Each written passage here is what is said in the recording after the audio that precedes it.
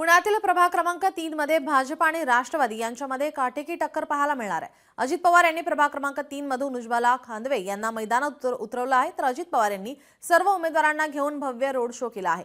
या रोड शोला मोठा प्रतिसाद सुद्धा मिळाला होता। विमाननगर, लोहगाव या परिसरामध्ये नागरिकांच्या खूप समस्या असून त्या सोडवण्याचा प्रयत्न करणार असल्याचं उज्ज्वला खांदवे यांनी म्हटलं आहे। तर ही लढाई विकासाची असून धनशक्ती विरुद्ध जनशक्ती आहे।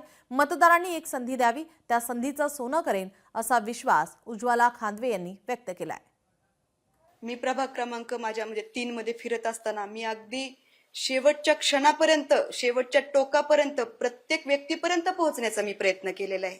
आणि मला खूप मोठी अपेक्षा आहे की लोकांनी, मी नवीन चेहऱ्याला त्यांनी संधी द्यावी, की जो मला राजकीय कुठली पार्श्वभूमी नाहीये, त्यामुळे अगदी सर्वसामान्य व्यक्तीला संधी द्यावी अशी मनापासून एक तळमळ आहे माझी।